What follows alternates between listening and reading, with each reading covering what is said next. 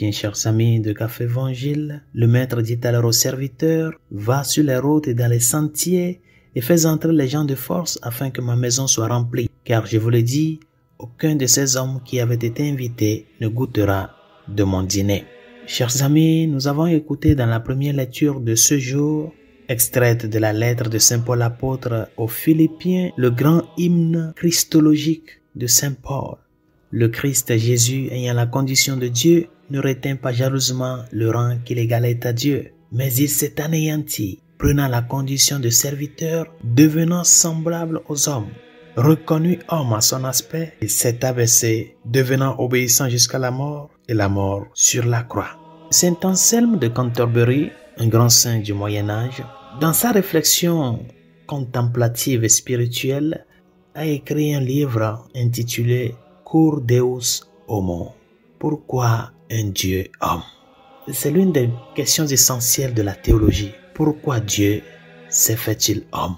C'est de cela que Saint Paul nous parle dans l'hymne christologique que nous venons d'écouter en première lecture. Et Saint Anselme, dans cette réflexion contemplative et spirituelle sur le mystère de l'incarnation, est parvenu à confirmer que le mystère de l'incarnation est un mystère de justice de Dieu envers sa création. Et quand nous parlons de justice, nous sommes en train de parler du drame du péché qui a tordu le cou de la communion de l'homme avec Dieu.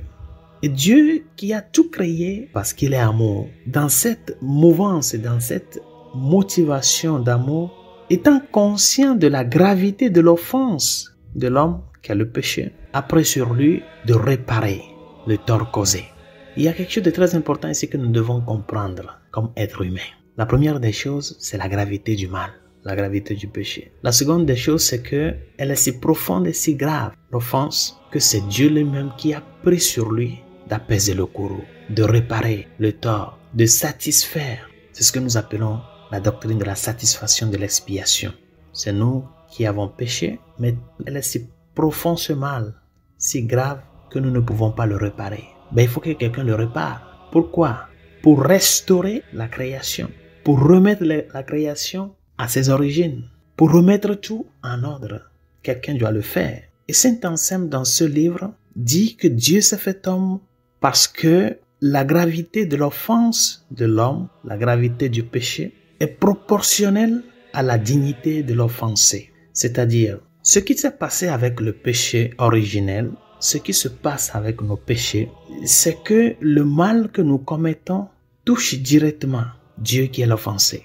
Il y a une proportionnalité entre l'offense et l'offensé. C'est-à-dire que le péché, c'est comme une gifle que nous donnons à Dieu. Une gifle à l'envers que nous donnons à Dieu. Et cette gifle-là, il faut la satisfaire. Il faut la réparer parce que ce qui a été fait, c'est comme la créature qui s'est levée contre le Créateur. C'est un acte contre nature. Vous voyez, il faut satisfaire ce mal-là. Il faut payer le prix.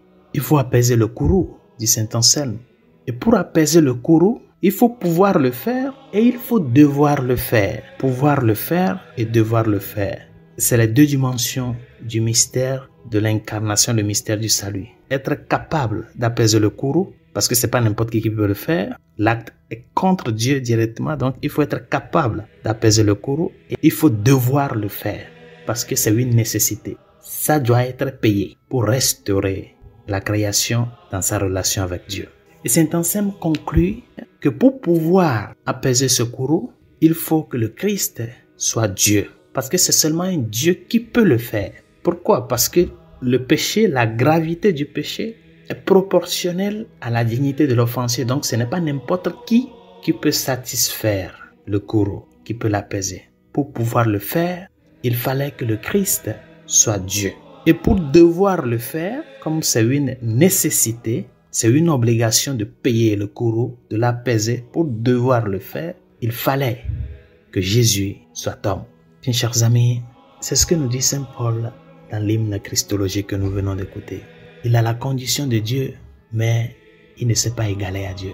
Il a le pouvoir de détruire la mort, de satisfaire avec son sang précieux le mal que nous avons commis envers Dieu. Parce que l'être humain est un être imparfait et pécheur. Et nous n'avons pas la capacité de nous consacrer pleinement à Dieu. C'est pour cela Dieu lui-même, qui ayant la capacité, qui ayant le pouvoir, s'est fait homme. Il est venu à nous, afin qu'à travers sa mort, l'humanité puisse vivre. Notre vie doit être une vie de gratitude envers le Seigneur. Et nous devons savoir que cette gratitude de vie, chers amis, est une dette que nous sommes appelés à payer à Dieu avec toute notre vie. Il a pu et il l'a fait comme un devoir pour notre salut. C'est pour cela que Dieu s'est fait homme. Lui qui est venu appeler les hommes et les rassembler en un seul peuple.